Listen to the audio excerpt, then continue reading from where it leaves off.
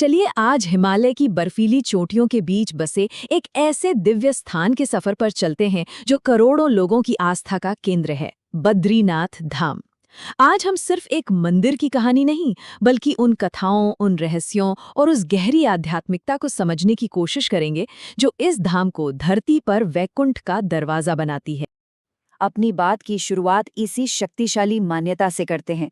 ये एक लाइन ही इस जगह के असाधारण महत्व को बताने के लिए काफी है। ये सिर्फ एक मंदिर नहीं है, बल्कि इसे धर्म का एक जीता जागता स्तंभ माना जाता है।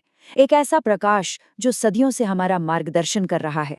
तो चलिए सबसे पहले ये जानते हैं कि ये पवित्र भूमि आखिर है कहाँ और हिंदू धर्म की सबसे बड़ी तीर्थ यात्राओं में इसका इतना अहम स्थान क्यों है। ये पवित्र मंदिर बसा है उत्तराखंड के चमोली जिले में, मां अलकनंदा की बिल्कुल किनारे। और यहाँ भगवान विष्णु अपने नारायण रूप में विराजमान हैं, जिन्हें हम सृष्टि का पालनहार मानते हैं। और जानते हैं, जो बात इसे और भी ज्यादा खास बनाती है वो ये है कि बद्रीनाथ भारत की दो सबसे महत्वपूर्ण तीर्थ यात्राओं चारधाम और छोटा चारधाम दोनों में सबसे ऊंचा स्थान रखता है। ये हर तीर्थयात्री के लिए एक आखिरी मंजिल की तरह है। अब जरा समय में पीछे चलते हैं और उन दिव्य कथाओं में उतरते हैं जिनसे इस पवित्र जगह को इसका नाम मिला, इसकी आत्मा मिली। ये सिर्फ कहानियां नहीं हैं, बल्कि ये भक्ति और तपस्या की वो गाथाएं हैं जो आज भी वहां की हवाओं में महसूस होती हैं। तो सबसे बड़ा और सबसे दिलचस्प सवाल कि इस जगह का नाम बद्रीनाथ पड़ा कैसे, इसका जवाब एक बहुत ही सुंदर कहानी में छिपा है, जो प्रेम, त्याग और भक्ति की मिसाल है। जरा सोचिए, भगवान विष्णु हिमालय की गोद में कठोर तपस्या में लीन है। कड़ाके की ठंड और बर्फबारी से उन्हें बचाने के लिए खुद देवी लक्ष्मी ने एक बेर यानी बद्री के पेड़ का रूप ले लिया।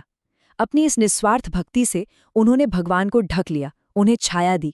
जब विष्णु ने आंखें खोली तो अपनी पत्नी के इस त्याग से वो इतने खुश हुए कि उन्होंने वरदान दिया कि ये जगह हमेशा उनके नाम से बद्री नारायण या बद्रीनाथ के नाम से जानी जाएगी। लेकिन भक्ति और तपस्या की कहानी सिर्फ यहीं खत्म नहीं होती। इस जगह की जो आध्यात्मिक ऊर्जा है ना, उसका एक और बहुत गहरा स्रोत है जो धर्म की रक्षा के संकल्प से जुड़ा हुआ है। ये पवित्र जमीन दो महान ऋषियों नर और नारायण की तपोभूमि भी रही है।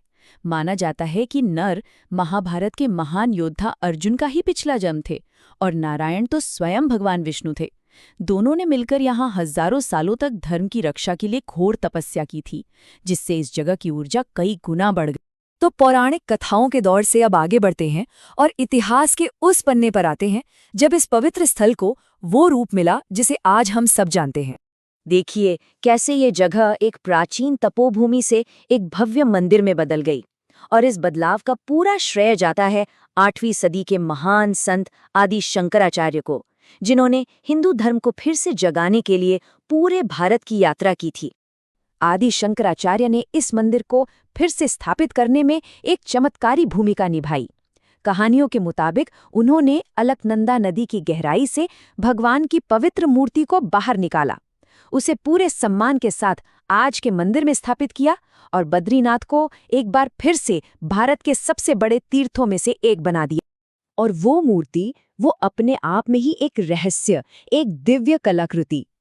चलिए इसकी कुछ खासियतों पर नजर डालते हैं। ये कोई ऐसी वैसी मूर्ति नहीं है, ये एक ही काले पत्थर जिसे श्यामशिला कहते हैं उससे बनी है। भगवान यहाँ पद्मासन लगाकर गहरी ध्यान मुद्रा में बैठे हैं। उनका ये रूप एक गहरी शांति और स्थिरता का एहसास कराता है, जो हर भक्त को अपनी ओर खींचता है। अच्छा, मुख्य मंदिर तो है ही, लेकिन बद्रीनाथ का पूरा परिसर ही चमत्कारों और दिव्य सुरक्षा की कहानियों से भरा हुआ है। आइए उनमें से कुछ को जानते हैं। इनमें से सबसे हैरान करने वाली चीज है तप्त कुंड। ये एक प्राकृतिक गर्म पानी का झरना है और इसका होना ही अपने आप में एक चमत्कार है। सोचकर देखिए, चारों तरफ जमा देने वाली ठंड, बर्फ और उसके बीच उबलते पानी का एक सोता, जैसे प्रकृति खुद भगवान के भक्तों का स्वागत कर रही। भक्तों के लिए इसका महत्व बहुत ही गहरा है।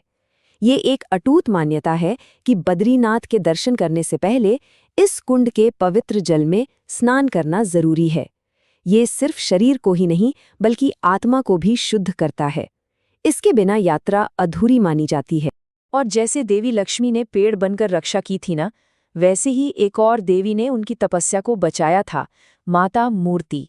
कहते हैं कि उन्होंने राक्षसों को भगवान की तपस्या में रुकावट डालने से रोका था। आज भी उनका मंदिर वहां मौजूद है, जो दिव्य सुरक्षा का प्रतीक है। तो चलिए अब इस पूरी यात्रा के सार को समझते हैं। आखिर क्यों लाखों तीर्थयात्री हर साल इतनी मुश्किलें सहकर यहाँ आते हैं, और आज की दुनिया के लिए बद्रीनाथ का क्या मतलब है?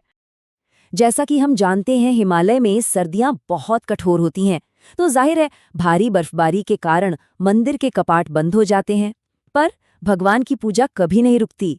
इस दौरान भगवान की उत्सव मूर्ति को पूरे विधि विधान के साथ पास के जोशी मठ में नरसिंह मंदिर ले जाया जाता है, जहां उनकी पूजा बिना रुके जारी रहती है। तो इस मुश्किल सफर का आखिरी इनाम क्या है? क्यों कोई भक्त अपना सब कुछ दांव पर लगाकर यहाँ आता है? क्योंकि बद्रीनाथ के दर्शन के साथ जो आध्यात्मिक आशीर्वाद जुड़ा है, वो वाकई जीवन बदल देने वाला माना जाता है। सबसे पहली और सबसे बड़ी मान्यता तो ये है कि बद्रीनाथ के दर्शन करने भर से ही इंसान के न सिर्फ इस जन्म के बल्कि कई जन्मों के पाप धुल जाते हैं। ये आत्मा को शुद्ध करके एक नई शुरुआत करने जैसा है। और बात सिर्फ पापों के नाश तक ही सीमित नहीं है। इससे भी आगे बढ़कर ये माना जाता है कि यहाँ सच्ची भक्ति से आने पर इंसान को मोक्ष मिलता है, यानी वो जन्म और मृत्यु के इस चक्र से आज़ाद हो जाता है।